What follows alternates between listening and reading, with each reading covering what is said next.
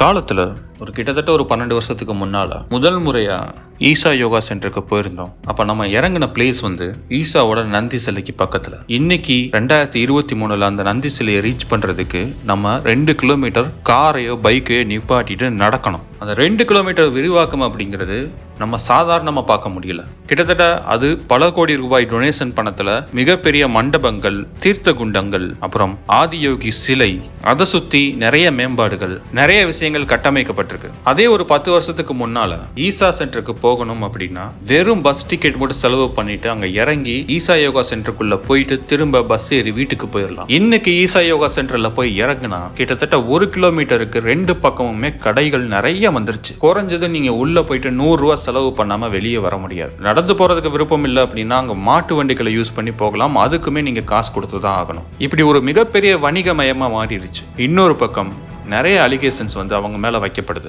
காட்டை ஆக்கிரமிச்சிட்டாங்க, யானை வழித்தடங்களை ஆக்கிரமிச்சிட்டாங்க, ஆதியோகி சிலை இருக்கிற இடத்துல கீழே ஒரு பெரிய நதி ஒன்று ஓடிக்கிட்டு இருந்தது, அதுக்கு மேலதான் இந்த ஆதியோகி சிலை கட்டமைக்கப்பட்டிருக்கு அப்படின்னு நிறைய குற்றச்சாட்டுகள் மேற்கொண்டு வைக்கப்பட்டுக்கிட்டே வருது. இந்த மாதிரி இடம் பத்தின ஆக்கிரமிப்பு குற்றச்சாட்டுகள் மட்டும் இல்லாம ஈசா யோகா சென்டருக்குள்ளேயும் நிறைய மர்மங்கள் நடக்கிறதா நிறைய குற்றச்சாட்டுகள் வைக்கப்படுது. ட்ரக்ஸ் யூஸ் பண்றாங்க, இந்த மாதிரி நிறைய குற்றச்சாட்டுகள் வைக்கப்படுது. ஈசா யோகா சென்டர் ஆரம்பிச்ச காலகட்டத்தில் இருந்த ஈசா யோகா மையத்துக்கும் இப்ப இருக்கிற ஈசா யோகா மையத்துக்கும் மில்லியன் கணக்குல செலவிடப்பட்டு நிறைய மேம்படுத்தப்பட்டிருக்கு. இந்த சர்ச்சைகள் தொடர்ந்துகிட்டே தான் இருக்கு. இதெல்லாம் எந்த அளவுக்கு உண்மை?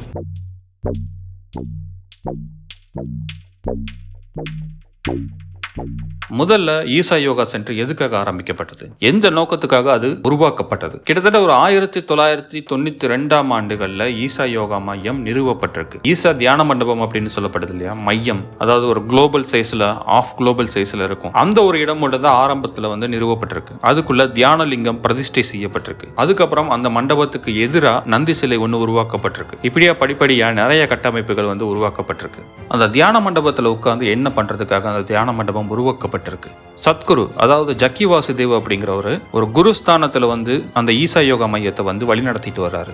அவர் எதுக்காக இதை உருவாக்கியிருக்கேன் அப்படின்னு சொல்றாரு அப்படின்னா, நம்ம பொதுவா கோவிலுக்கு போறோம், அங்க போய் நிறைய வேண்டுதல்கள் வைக்கிறோம், அது மூலமா நம்ம பலன் பெறோம். ஆனா இங்க தனி மனிதனோட உள்நிலை உயர்வதற்காக இந்த தியான மண்டபம் உருவாக்கப்பட்டிருக்கு அப்படின்னு அவர் சொல்றாரு. அந்த தியான மண்டப குகைக்குள்ள வெறுமனை உட்கார்ந்தாலே போதும், உங்களுக்கு தியானம் தன்னால நடைபெறும் அப்படின்னு அவர் சொல்றாரு. இதுக்காக தான் தியானலிங்கம் அப்படிங்கிற ஒரு சிவலிங்கம் பிரத்யேகமா உருவாக்கப்பட்டிருக்கு அப்படின்னு சொல்றாரு. அப்ப நம்ம அங்க போய் உட்கார்ந்தாலே தியானம் நடக்குதா அப்படின்னு கேட்டா நிறைய பேர் அந்த மாதிரி எதுவும் எக்ஸ்பீரியன்ஸ் ஆகல அப்படின்னு சொல்லியிருக்காங்க. நிறைய பேர் தியானம் நடக்கிறதா ரிப்போர்ட் பண்ணியிருக்காங்க. சில பேர் அங்க போய் உட்கார்ந்தாலே மன அமைதி கிடைக்குது அப்படிங்கிற மாதிரி சொல்லியிருக்காங்க. ஒவ்வொருத்தவங்களுக்கும் ஒவ்வொரு விதமான எக்ஸ்பீரியன்ஸ் அங்க கிடைச்சிருக்கு. இருந்தாலும் பெரும்பான்மையான ரிசல்ட் என்ன வந்திருக்கு அப்படின்னா, எனக்கு அங்க போனோம் அப்படின்னா ஏதோ ஒரு மாற்றம், ஏதோ ஒரு அமைதி கிடைக்குது அப்படிங்கிற மாதிரி நிறைய பேர் ரிப்போர்ட் பண்ணியிருக்காங்க. ஸோ ஜென்ரலா தியான லிங்கம் அப்படிங்கிறது தியானம் பண்றதுக்காக உருவாக்கப்பட்ட ஒரு மையம். அதுக்கப்புறம் அவர் என்ன உருவாக்குறாரு அப்படின்னா, யோகா ஆசனங்களை பத்தி அவர் ஒரு கோர்ஸ் உருவாக்குறாரு. அங்க நிறைய பேருக்கு யோகாசனம் சொல்லி கொடுக்குறாரு. இதன் மூலமா நிறைய பேர் வளர்ச்சி அடைய ஆரம்பிக்கிறாங்க. யோகாசனத்துல ஸ்பெஷலிஸ்ட் ஆக ஆரம்பிக்கிறாங்க. அப்புறம் யாரு ஸ்பெஷலிஸ்ட் ஆகுறாங்களோ அவங்களையே ஆசிரியர் ஸ்தானத்துல வச்சு இன்னும் நிறைய பேரை இணைச்சு அவங்களுக்கு அந்த யோகாசனம் சொல்லி கொடுக்க ஆரம்பிக்கிறாங்க. இப்படியா ஒரு யோகாசன குரூப்பையே பெரிய அளவுல உள்ள ஃபார்ம் பண்ணி வச்சிருக்காங்க. ஸோ இந்த டீமுக்கு மத்தியில தான் நிறைய சர்ச்சைகள் எழுப்பப்படுது. அதாவது இவங்க ட்ரக்ஸ் எடுத்துக்கிறாங்க, இவங்க சொத்தை ஈசா யோகா மையத்துக்கு எழுதி கொடுத்துட்டு அங்க சன்னியாசம் வாங்கிக்கிட்டாங்க அப்படின்னு நிறைய குற்றச்சாட்டுகள் வைக்கப்படுது. அந்த குற்றச்சாட்டுகள் உண்மையா நம்ம உறுதியா சொல்ல முடியாது. ஆனா ஈசா தரப்புல இருந்து என்ன சொல்றாங்கன்னா, மீடியா முன்னாடியே ஓப்பனா சொல்லியிருக்காங்க, நீங்க கேமரா எடுத்துட்டு வாங்க, உள்ள நீங்க என்னென்ன என்கொயரி பண்ணணுமோ, யார்கிட்ட என்கொயரி பண்ணணுமோ பண்ணுங்க அப்படின்னு அவங்க ஓப்பன் வெல்கம் கொடுக்குறாங்க. பட் மீடியா யாருமே உள்ள போய் இந்த மாதிரி என்கொயரி பண்ணி அதை பப்ளிக்கு சொன்ன மாதிரி இது வரைக்கும் எந்த வீடியோவுமே நான் பார்க்கல. ஸோ குற்றச்சாட்டு அப்படியே இருக்கு. அதுக்கு ஈசா தரப்போட பதிலும் அப்படியே இருக்கு. அதுக்கான சொல்யூஷன் மட்டும் கிடைக்காம ஸ்டில் இந்த சர்ச்சைகள் ஈசா மேல வைக்கப்பட்டுக்கிட்டே வருது. அப்ப நம்ம இதை உண்மை அப்படின்னு கன்சிடர் பண்ண முடியுமா அப்படின்னு கேட்டா, இது உண்மை அப்படிங்கிற முடிவுக்கு நம்ம வர முடியாது. ஸோ ஒரு பக்கம் தியானம் கற்றுக் கொடுக்கப்படுது, எல்லாருக்குமே ஓப்பனா இருக்கு. எந்த ஒரு ஜாதி, மதம், இனம், மொழி அப்படின்னு பார்க்காம யாரு வேணாலும் ஈசா யோகா மையத்துக்குள்ள அங்க தியானம் கத்துக்கலாம். ஆனா ஈசாவோட யோகா ஆசனங்கள், அதாவது இன்னர் இன்ஜினியரிங் அப்படின்னு அந்த கோர்ஸோட பேர் சொல்றாங்க, அங்க போய் நீங்க ஜாயின் பண்ணணும் அப்படின்னா பர்டிகுலரா ஃபீ பே பண்ணணும். அப்போதான் நம்ம அந்த கோர்ஸ்ல போய் ஜாயின் பண்ணி நம்ம அந்த யோகா ஆசனங்கள் வந்து கத்துக்க முடியும். அது போக யோகா ஆசனங்கள், சில பேசிக்கான யோகா ஆசனங்கள் ஃப்ரீயா அங்கங்க, அதாவது சில ஊர்கள்ல வந்து முகாம்கள் நடத்தி சொல்லி கொடுக்குறாங்க. அது வந்து யூஸ்வலா நடந்துகிட்டு இருக்கு.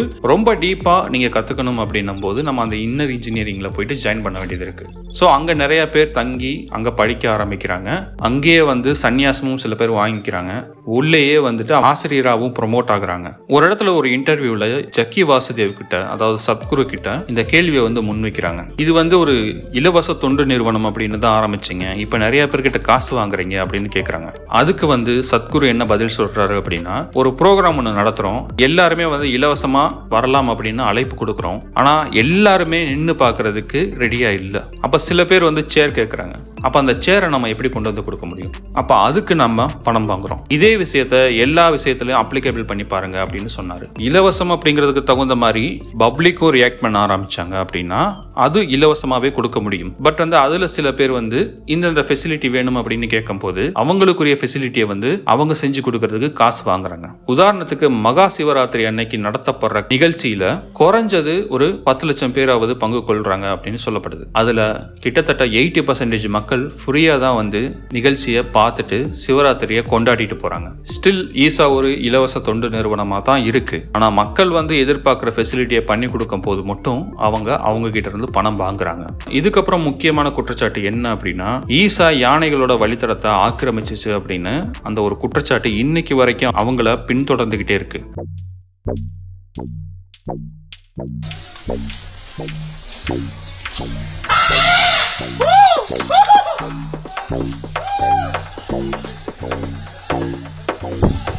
ஆனா இதுக்கு ஈசா தரப்புல இருந்து பல முறை வந்து விளக்கம் கொடுத்துட்டாங்க. சத்குரு வந்து இந்தியா முழுக்க, உலகம் முழுக்க போற நிகழ்ச்சிகளுக்கு எல்லா இடத்துலயுமே இந்த கேள்வி அவரிடத்துல தொடர்ந்து முன்வைக்கப்பட்டுக்கிட்டே தான் இருக்கு. நீங்க யானை வழித்தடத்தை ஆக்கிரமிச்சிட்டீங்களாமே அப்படின்னு. அதுக்கு அவர் போற இடத்துல எல்லாம் சலிக்காம பதில் சொல்லிக்கிட்டே தான் இருக்காரு. ஃபர்ஸ்ட் யானை வழித்தடத்தை ஆக்கிரமிச்சிட்டாங்க அப்படின்னு எந்த இடத்த சொல்றாங்க அப்படிங்கறத நம்ம பார்க்கலாம். இந்த தியானலிங்க குகை கட்டப்பட்டிருக்கு. அந்த தியான குகை வந்து யானை வழித்தடத்தை ஆக்கிரமிச்சு தான் கட்டினாங்களா அப்படின்னா இல்ல. அப்புறம் நந்தி சிலை இருக்கு, பெரிய மண்டபம் இருக்கு, தீர்த்த குண்டங்கள் இருக்கு. இதெல்லாம் வந்து யானை வழித்தடத்தை மறைச்சு கட்டிட்டாங்களா அப்படின்னா இல்ல. எந்த விஷயம் யானை வழித்தடத்தை மறைச்சி கட்டியிருக்காங்க அப்படின்னு குற்றச்சாட்டு வைக்கப்படுது அப்படின்னா ஈசாவோட காம்பவுண்ட் வால் இருக்கு இல்லையா, அந்த விஷயங்கள் தான். இதுல இருந்து நமக்கு என்ன விஷயம் புரியுது அப்படின்னா, முழு ஈசா யோகா மையம் யானை வழித்தடத்தை ஆக்கிரமிச்சு கட்டல, அதுல ஏதோ ஒரு பகுதி யானை வழித்தடத்தை ஆக்கிரமிச்சு கட்டிட்டாங்க அப்படிங்கிறது தான் புகாரா இருக்கு. அதுக்கு சத்குரு என்ன சொல்றாரு அப்படின்னா, அதுக்கான டாக்குமெண்ட்ஸ் எல்லாம் முன்னெடுத்து வச்சு நிறைய இடத்துல நம்ம இதை பேசியாச்சு, மீண்டும் மீண்டும் கேட்குறீங்க, நாங்களும் சொல்லிக்கிட்டே வர்றோம், நாங்க எந்த இடத்துலையுமே யானை வழித்தடத்தை ஆக்கிரமிப்பு பண்ணவே இல்லை அப்படிங்கிறது அவங்க நிறைய இடத்துல ப்ரூவ் பண்ணிட்டாங்க. ஸ்டில் அந்த குற்றச்சாட்டு வைக்கப்பட்டுக்கிட்டே தான் வருது. நம்ம டிஎம்கே கவர்மெண்ட் ஆட்சிக்கு வந்ததுக்கு அப்புறம் ஈசா யோகா மையம் யானை வழித்தடத்துல தான் கட்டப்பட்டிருக்கா அப்படின்ற கேள்வி முன்வைக்கப்படுது. அதுக்கு நம்ம தமிழக அரசு முழு ஈசா யோகா மையமும் யானை வழித்தடத்துல கட்டமைக்கப்படல அப்படிங்கிற டாக்குமெண்ட்டை சப்மிட் பண்றாங்க. இந்த ஒரு நிகழ்வையும் மீடியா எடுத்து டிவி சேனல்ல விவாதமா நடத்தி பேசல. ஏன்? அது மட்டும் இல்லாம நம்ம ஃபர்ஸ்ட் ஒரு வீடியோ பார்த்தோம் இல்லையா, யானைகள் வந்து நிறைய கூட்டமா ஈசா மையத்தை சுத்தி ஓடுற மாதிரி. அந்த யானைகள் எல்லாமே ஏதோ ஈசா யோகா மையத்துல இருக்கிற அந்த யானை வழித்தடத்து வழியா வரும்போது இவங்க எல்லாருமே விரட்டி விட்ட மாதிரி நமக்கு அந்த ஒரு பிக்சர் வந்து தோணும். பொதுவாவே கோயம்புத்தூர் சுத்தி இருக்கிற ஏரியால அடிக்கடி யானைகள் ஊருக்குள்ள வர்றது ரொம்ப சகஜமா இருக்கு. அது மட்டும் இல்லாம எந்த ஒரு மலை அடிவாரத்தை ஒற்றிய ஊர்களா இருந்தாலுமே இந்த யானைகள் அடிக்கடி அந்த ஊருக்குள்ள வர்றது அப்படிங்கிறது ரொம்ப சகஜம். டாக்குமெண்ட்ஸ் இருக்கு, மீடியா அதை எடுத்து போட்டு காமிச்சு இந்த ஒரு சர்ச்சையை முடிவுக்கு கொண்டு வரலாம். ஆனா கொண்டு வர மாட்டேங்கிறாங்க. ஏன்?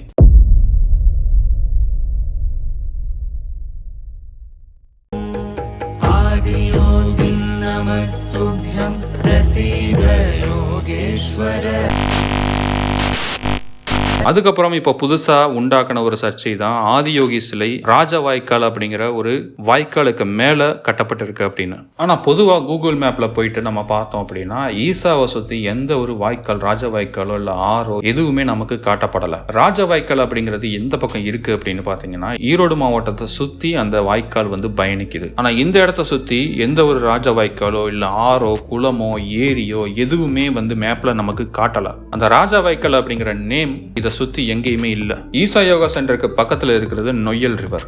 இதுக்கும் ஈசா யோகா மையத்துக்கும் எந்த அளவுக்குமே சம்மந்தம் இல்லை. இதுக்கு மேல நம்ம கிட்ட பப்ளிக் தரப்புல இருந்து நம்ம பாக்குறதுக்கு எந்த ஒரு ப்ரூஃபும் இல்லை.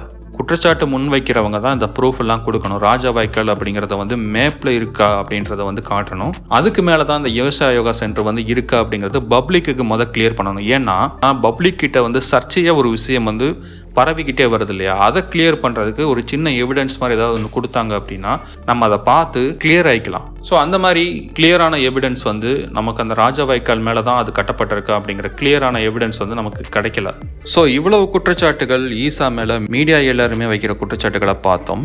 ஈசா மேலே இந்துக்கள் வந்து சில குற்றச்சாட்டுகள் வைக்கிறாங்க, அதையும் நம்ம பார்க்கலாம். முக்கியமாக ஒரு விஷயம் என்ன சொல்றாங்க அப்படின்னா, மீடியாவோட செய்திகள் எல்லாமே கேட்டுட்டு அவங்களும் வந்து இந்த மாதிரி ராஜா வாய்க்கால் மேலே வந்து ஆதி சிலை கட்டப்பட்டிருக்கு, யானை வழித்தடத்தை வந்து ஈசா ஆக்கிரமிச்சிருச்சு, இந்த மாதிரி குற்றச்சாட்டுகள் எல்லாம் அவங்களும் முன்வைக்கிறாங்க. அது போக வந்து அவங்க மெயினா என்ன சொல்றாங்க அப்படின்னா, ஈசா யோகா சென்டர் பக்கத்துல தான் பல ஆயிரம் வருட பழமையான வெள்ளையங்கிரி மலை அடிவாரத்துல வெள்ளையங்கிரி ஆண்டவர் சன்னதி இருக்கு. அந்த கோவிலுக்கு யாருமே போகாம எல்லாருமே ஈசாவில் போய் தான் குமிறாங்க அப்படிங்கிற குற்றச்சாட்டை அவங்க முன்வைக்கிறாங்க. ஆனா இதை ஆராய்ஞ்சு பார்த்தோம் அப்படின்னா எந்த அளவுக்கு உண்மை இருக்கு அப்படின்னு பார்த்தோம்னா, அந்த வெள்ளையங்கிரி ஆண்டவர் கோவிலுக்கு பொதுவாகவே இந்த ஈசா வர்றதுக்கு முன்னால இருந்தே முக்கியமான நாட்கள் தவிர்த்து அங்க பெருசா கூட்டம் வந்தது கிடையாது. இந்த வெள்ளையங்கிரி மலை ஏறதுக்காக வர்ற கூட்டம் அந்த டயத்துல வந்து அங்க கூட்டங்கள் நிறைய வரும். அந்த காட்டுப்பகுதிக்கு கூட்டமா இருக்கிற டயத்துல மட்டும்தான் நிறைய பேர் வந்து போக முடியும். அந்த மாதிரி சமயத்துல முன்னாடி இருந்தே ஈசா யோகா சென்டர் அங்க வர்றதுக்கு முன்னால இருந்தே அங்க குறிப்பிட்ட மக்கள் மட்டும்தான் குறிப்பிட்ட நாட்களுக்கு மட்டும்தான் அந்த கோவிலுக்கு போவாங்க.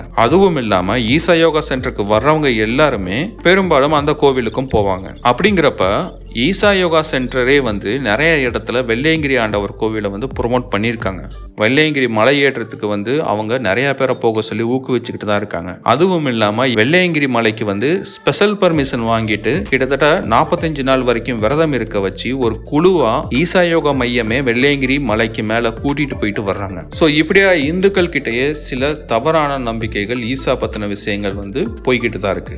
இன்னொரு விஷயமா இந்துக்கள் சில விஷயத்தை புரிஞ்சிக்காம பைக் பார்க் பண்ண இடத்துல இருந்து ஈசா யோகா சென்டருக்குள்ள போறதுக்கு 1 கிலோமீட்டர் 1.5 கிலோமீட்டருக்குள்ள நடக்க வேண்டியது இருக்கும். அதுக்கு ஈசா சென்டர் வந்து மாட்டு வண்டி ஃபெசிலிட்டிஸ் வந்து உருவாக்கி கொடுத்திருக்காங்க. அதாவது 10 ரூபாய் கட்டணம் செலுத்தணும் அப்படின்னா அந்த மாட்டு வண்டியை யூஸ் பண்ணி ஈசா யோகா சென்டருக்கு போய் அடையலாம். அதுக்கு வந்து சிலர் என்ன சொல்றாங்க அப்படின்னா, மாடுகளை கஷ்டப்படுத்து ஏன் நம்ம மாட்டு வண்டியை யூஸ் பண்ணி போகணும், பேட்டரி காரை வந்து யூஸ் பண்ணலாம், இல்லாட்டினா நடந்தே போகலாமே அப்படின்ற மாதிரி எல்லாம் நிறைய பேர் வந்து சொல்றாங்க. ஆனா நாம தான் சில வருஷத்துக்கு முன்னால நாட்டு இன மாடுகள் வந்து அழிஞ்சிடக்கூடாது அப்படின்னு மிகப்பெரிய போராட்டத்தை தமிழ்நாட்டில் நடத்தணும். பொங்கல் விழா அன்னைக்கு ஜல்லிக்கட்டை அனுமதிக்கணும் அப்படிங்கிறதுக்காக தமிழ்நாடே போராடிச்சு. ஆனா அதே நாட்டு மாடுகளை தான் காப்பாத்துறதுக்காக ஈசா யோகா மையம் இப்படி ஒரு ஏற்பாடை செஞ்சிருக்கு. ஆனா அதுலயுமே வந்து நிறைய பேர் வந்து குறை சொல்றாங்க. ஏன்னா ஈசா மேல இருக்கிற சர்ச்சையும் அதோட கலந்து இந்த மாதிரியான எண்ணங்களும் அவங்களுக்கு இயல்பாவே உருவாக ஆரம்பிச்சிருச்சு. இது போக ஒரு சில மீடியாக்கள் குறிப்பிட்ட விஷயமா அந்த பெண்கள் சர்ச்சையை வந்து ஈசா மேல தொடர்ந்து வச்சுக்கிட்டே வருவாங்க. அங்க குளியலறை இருக்கு அப்படின்னு சொல்லுவாங்க. ஆக்சுவலா அங்க குளியலறை எல்லாம் எதுவுமே கிடையாது, தீர்த்த குண்டம் தான் இருக்கு. அதை தான் அவங்க குளியலறை, அங்க பெண்கள் போய் குளிக்கிறாங்க அப்படிங்கிற மாதிரி எல்லாம் வந்து ஒரு அசிங்கமான ஒரு பரப்புரையை வந்து ஈசா மேல வந்து வச்சுக்கிட்டே இருக்காங்க. அங்க குளியலறை அப்படின்னு எதுவுமே கிடையாது. அங்க இருக்கிறது தீர்த்த குண்டங்கள். ஆண்களுக்கு தனியா பெண்களுக்கு தனியா தீர்த்த குண்டங்கள் தான் இருக்கு. நம்ம ஒரு விஷயம் தெளிவா யோசிச்சு பார்க்கணும். எதுக்காக குறிப்பிட்டு ஈசா யோகா மையத்தை தாக்கி இவ்வளவு விஷயங்களை வந்து முன் வச்சுக்கிட்டே இருக்காங்க? ஈசா யோகா மையம் நிறைய நல்ல விஷயங்களும் பண்ணிக்கிட்டு இருக்காங்க. அதை பத்தி ஏன் யாருமே பேசுறது இல்ல? இங்க கடைகள் வந்துருச்சு, நிறைய வணிகத்தலமா மாறிடுச்சு, செலவழிக்காம நம்ம அங்க போக முடியாது அப்படின்னு நிறைய பேர் சொல்றாங்க. ஆனா கோயம்புத்தூர்ல இருந்து ஈசா யோகா சென்டருக்கு பஸ்ல போயிட்டு நீங்க இறங்கி உள்ள போயிட்டு வெளியே வர்ற வரைக்கும் ஈசா யோகா சென்டர் வந்து எந்த ஒரு காசையுமே உங்ககிட்ட இருந்து வாங்காது. ஈசா யோகா மையத்தை தவிர்த்து அங்கே இருக்கிற கடைகள் வந்து உங்ககிட்ட இருந்து பணம் வாங்குவாங்க. உங்களுக்கு விருப்பம் இருந்தால் அந்த உணவை வாங்கி சாப்பிடலாம். தியேட்டர் மாதிரி உங்களை உள்ள உணவை எடுத்துட்டு வராதிங்க அப்படின்னு சொன்னாதான் நம்ம மேற்கொண்டு ஈசா மேலே புகார் கொடுக்கலாம். ஆனால் அவங்க உங்களை தண்ணி பாட்டில், உணவு இதெல்லாம் கொண்டு வரக்கூடாது அப்படின்னு உங்களை எங்கேயுமே தடை பண்ணுறது இல்லை. அதே போல் நிறைய ஊர்ல இருந்து நிறைய பேர் வர்றாங்க. அவங்க எல்லாருமே உணவை ப்ரிப்பேர் பண்ணிட்டு வர முடியாது. அப்போ அங்கே வந்து சாப்பிட்றதுக்கு சின்ன ஹோட்டலோ இல்லை சின்ன ஸ்நாக்ஸ் கடையோ அங்கங்கே இருந்தால் மட்டும்தான் அவங்க அவங்க அங்கே உணவை சாப்பிட முடியும். இல்லை அப்படின்னா வர்ற டூரிஸ்ட் எல்லாமே பசியிலையும் வெயில் கொடுமையிலையும் ஈசா யோகா மையத்தில் கிடைக்கக்கூடிய ஆன்மீக அனுபவத்தை பெறாமலே போயிடுவாங்க. இந்த சனி ஞாயிறுகளில் வர்ற கூட்டத்தை வந்து நீங்கள் கம்பேர் பண்ணி பார்த்தீங்க அப்படின்னா கூட்டம் அதிகமாக தான் இருக்கும். ஆனால் வீக் டேஸில் காலையில் 7 மணிக்கு ஈசா யோகா மையத்தில் போய் உட்கார்ந்தீங்க அப்படின்னா அதோட அனுபவமே தனி. இவ்வளவு நேரம் சர்ச்சைகளை பற்றி நம்ம பார்த்தோம். ஈசா யோகா மையம் வந்து ஸ்பெசிஃபிக்காக மக்களுக்கு என்ன நலன்கள் பண்ணிக்கிட்டு இருக்காங்க அப்படிங்கிறத பற்றி நம்ம பார்ப்போம்.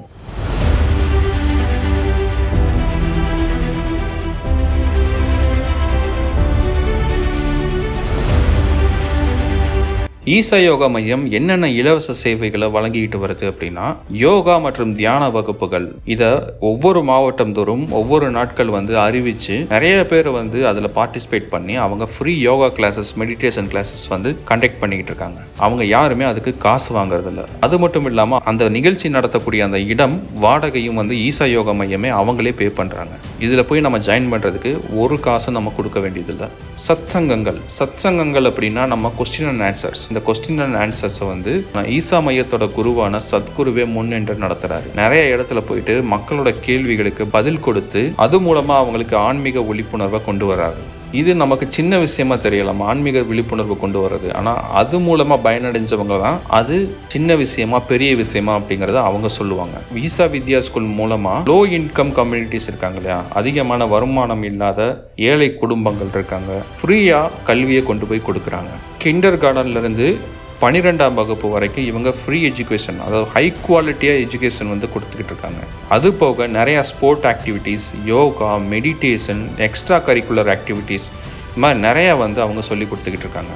ஈசா வித்யா ஸ்கூல் அப்படின்னா அங்கே ஃபீஸ் வாங்கிட்டு தானே சொல்லிக் கொடுப்பாங்க. நீங்கள் என்ன புதுசாக ஃப்ரீயாக சொல்லிக் கொடுக்குறாங்க அப்படின்னு சொல்கிறீங்க அப்படின்னு கேட்டிங்கன்னா 60% ஆஃப் ஸ்டூடெண்ட்ஸ் வந்து ஃபுல் ஸ்காலர்ஷிப் வந்து வாங்குறாங்க. இந்த ஸ்கூலில் மட்டும் மொத்தமாக 8523 மாணவர்களுக்கு மேலே படிச்சுக்கிட்டு இருக்காங்க. அதில் 60% மாணவர்கள் முழு ஃப்ரீ எஜுகேஷன் மூலமாக படிச்சுக்கிட்டு இருக்காங்க. நிறைய பேர் டொனேஷன் பண்ணுற அந்த பணத்தை வச்சு அவங்களுக்கு ஃப்ரீ எஜுகேஷன் வந்து கொடுத்துக்கிட்டு இருக்காங்க. அங்கே சொல்லிக் கொடுக்குற கல்வி வெறும் நம்ம சாதாரணமாக ஸ்கூலில் கற்றுக்கிற கல்வியாக இல்லாமல் கல்வியும் ப்ளஸ் ஆன்மீகமும் சேர்ந்தே அங்கே கற்றுக் கொடுக்கப்படுது.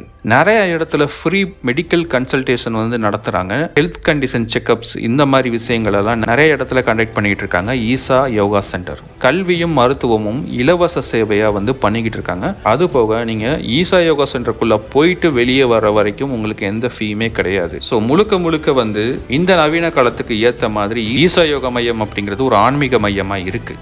இது போலவே நிறைய ஆன்மீக மையங்கள் வந்து உருவாகணும். ஈசா யோகா மையத்தில் இவங்க தான் வந்து உள்ளே போகணும், இவங்க தான் வெளியே வரணும், இவங்க அதெல்லாம் உள்ளே போகக்கூடாது அப்படிங்கிற மாதிரி எந்த ஒரு வரைமுறையுமே கிடையாது. எல்லா மத மக்களும் வந்து அங்கே வரலாம். அங்கே உள்ள ஈசா யோகா சென்டரில் எல்லாருமே பண்ணுறதை எல்லாருமே பண்ணலாம் அப்படிங்கிறது எல்லாமே அங்கே இருக்குது. கோவிலுக்குள்ளேயும் ஒரு ஃபார்முலா ஆதி காலத்து தொட்டு நம்ம கடைபிடிச்சிக்கிட்டு வர்றோம். அது கோவிலில் இருக்கிற நடைமுறைக்கு தகுந்த மாதிரி அது அங்கேயே இருக்கும். அதே போல் இங்கே ஈசா யோகா மையம் அப்படிங்கிறது அனைத்து மக்களுக்குமான ஆன்மீகமாக இது இருக்குது. இதுவும் இப்படி இருக்கும். கோவிலும் வேணும், ஈசா யோகா மையங்களும் வேணும்.